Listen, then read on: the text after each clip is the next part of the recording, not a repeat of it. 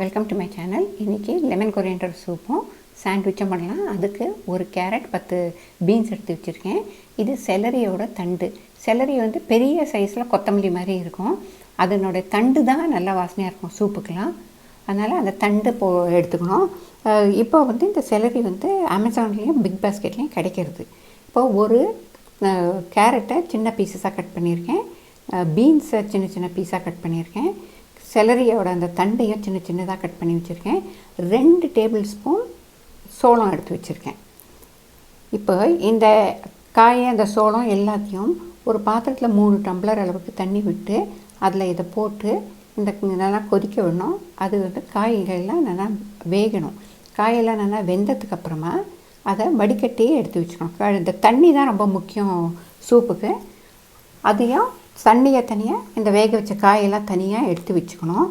இப்போ ஒரு கைப்பிடி அளவு கொத்தமல்லி, அதோட தண்டு இலையெல்லாம் சேர்த்து ஒரு கைப்பிடி அளவு எடுத்து 1 டம்ளர் தண்ணி விட்டு அதில் இந்த கொத்தமல்லியை போட்டு 5 நிமிஷம் கொதிக்க வச்சு அந்த தண்ணியை வந்து இந்த காய் வேக வச்ச தண்ணியோடு சேர்த்து வடிய விட்டுட்டு அந்த கொத்தமல்லியெலாம் தூக்கி போட்டுடலாம்.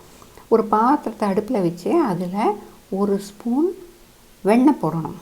வெண்ணெய் சாப்பிடாதவ 1 டேபிள் ஸ்பூன் சன்ஃப்ளவர் ஆயில் எடுத்துக்கலாம்.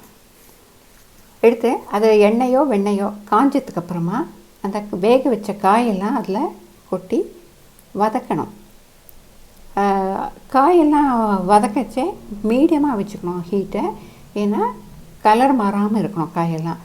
அதனால் ஒரு 5 நிமிஷம் அதை வதக்கினா நல்ல வாசனை வரும். காயெல்லாம் வேகிற வாசனை நல்லா வரும்.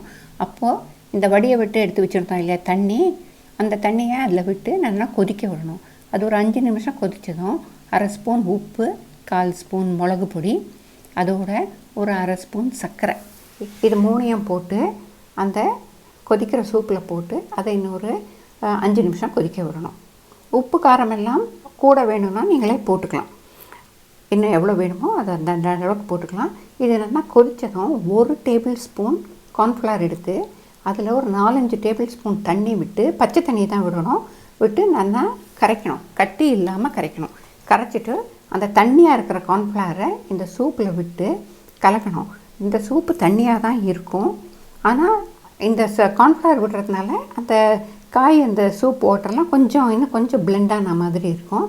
இப்போ அதெல்லாம் போட்டதுக்கப்புறம் 1 மூடி எலுமிச்சம்பழம் எடுத்து அந்த எலுமிச்சம்பழ சாறை அதில் விட்டுட்டு அடுப்பை ஆஃப் பண்ணிடலாம். எலுமிச்சம்பழ புளிப்பும் ஜாஸ்தி வேணும்னாலும் உங்கள் டேஸ்ட் பிரகாரம் இன்னும் கொஞ்சம் லெமன் ஜூஸ் சேர்த்துக்கலாம். அது அவளோட டேஸ்ட்டை பொறுத்தது. காரம் அதிகமாக வேணும்னா சூப் கொதிக்கிச்சு 2 பச்சை மிளகா அதில் போட்டுக்கலாம். இப்போது சாண்ட்விச் பண்ணலாம். அதுக்கு ஒரு கேரட் சீவி வச்சுருக்கேன். ஒரு வெள்ளரிக்காய் எடுத்து அதையும் சீவி வச்சுருக்கேன். இப்போ வெள்ளரிக்காயை நல்லா ஒட்டை புழிஞ்சு எடுக்கணும். இப்போது அது தண்ணி அதில் இருந்ததுன்னா அந்த சாண்ட்விச் வந்து ஒரு மாதிரி சாகியாக போயிடும். அதனால் ஒட்டை புழிஞ்சிட்டு அந்த வெள்ளரிக்காயும் கேரட்டோடு சேர்த்து போட்டுக்கணும். சேர்த்து போட்டுட்டு இப்போது இந்த சீவின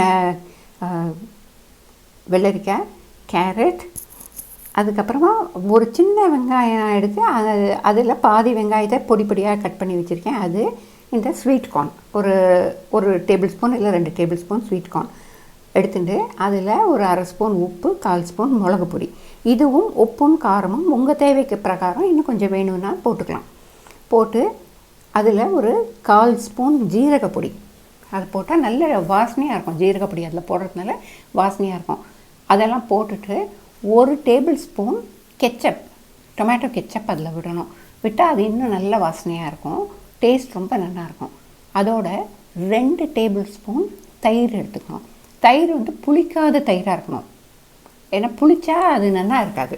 அதனால் புளிக்காத தயிர் எடுத்துக்கணும். இது சீஸ் ஸ்ப்ரெட்.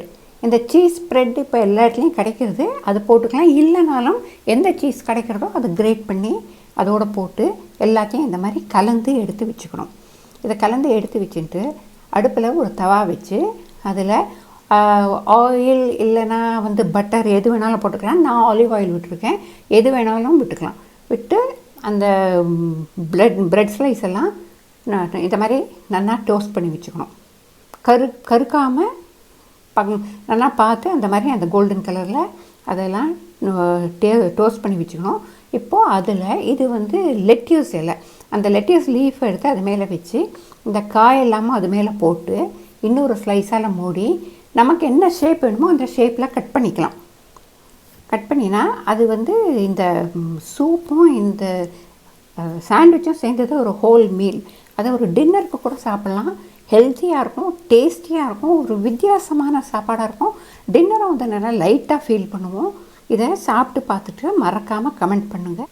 ஹெல்த்தி சாப்பாடை சாப்பிட்டு என்ஜாய் பண்ணுங்கள். அடுத்த வீடியோவில் சந்திக்கலாம்.